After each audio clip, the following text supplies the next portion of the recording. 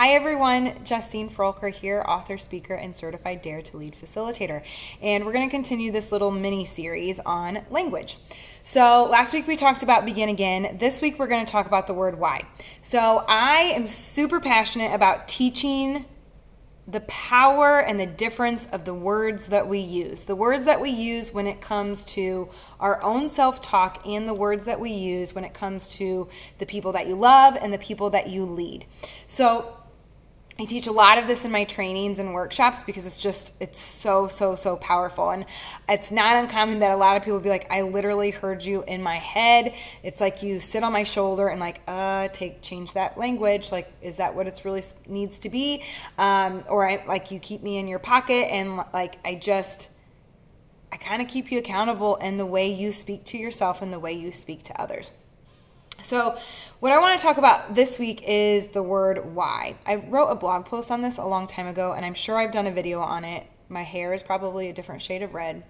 I don't know. You can go to the YouTube channel if you want to go check that out. And look at lots of animated still shots of me. So the word why. It's counseling 101. We are literally taught as counselors to not ask clients with a question that starts with why. Like, why do you feel that way? Things like that. It's also really big in communication. Why is defensive. So here's the thing though. There's a couple things that throughout the years of teaching this work and in my experience I have come up with. So one, when we're small, when we're a toddler, why is about curiosity. It's about exploring our world and learning and figuring things out. It's like, well, why, Mom? Why? It's about curiosity. And then somewhere, I don't know, probably around the ages of 4 to 8, why shifts and it becomes this thing that we have to like defend the way we feel or why we did certain things, right? Like it no longer is about curiosity. It kind of becomes about this space of existence and explanation and defense. And it only gets worse the older that we get. And so it's no longer about curiosity when we're adults. It's definitely not about curiosity when we're communicating with others that we lead and love, and then also with ourselves. So this is twofold. I want you to take the word why out of your self-talk. Why'd you do that, Justine? Why do you feel that way? It's accusatory. It's defensive. It's shaming. And shame does not produce sustainable change in your life. It doesn't. The empirical data does not show that, and it never will. Shame is not motivating for change, okay? It's also, when it comes to communicating with your family or your team, why do you feel that way? Why'd you do that on this project?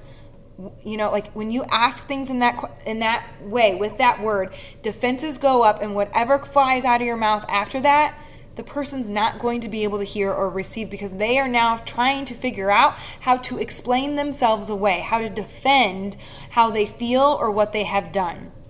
And so like even if I try to say it in like a non-accusatory tone, like, why do you feel that way? Versus, what's going on that you feel that way? What's this really about? How come you did that? Can you tell me more about why you made that? Dang it. See, I just did it myself. That's how it's ingrained. I literally check myself on my language all the time. So like, how come you made that choice? Tell me more. Help me understand what this is about. For that self-talk, what's this bringing up for me? What's this really about? How come I feel this way? Those are questions of curiosity. Why shuts us down? It's defensive. It's accusatory. So this week, become cognizant of how often you're saying the word why to yourself and to the people you love and lead. And replace it with how come, what, tell me more, help me understand. It's the rumble starters that we talk about in the Dare to Lead work. Okay, so that's what we got for this week for your language check. If you have any other feedback or you have other questions that you love to ask people or to do good self-compassionate self-talk, I would love to hear. Comment below. I also have tons of content on my YouTube channel. I always share lots of writing and resources on my LinkedIn and on my Instagram and my Facebook. And of course, if you are ready to really dive into this work, to go beyond reading the book, to marry it and not just date it. Like one of my participants said, I would love to have you in one of my trainings. I have a training for AIM here in St. Louis in the beginning of August, and then again in the beginning of October. I also have a couple workshops coming up, one of them in the Kansas City area. If you can't make one of those dates work, or you're not affiliated with a certain company, you can always reach out to me and we can start the conversation about bringing me to your organization or your team or your group of friends about facilitating this work for you to help you and really make this work part of your daily practice and become Dare to Lead trained. So let me know if you have any questions. You can check out my website at justinefroelker.com. Thanks so much for watching, and I will see you next week.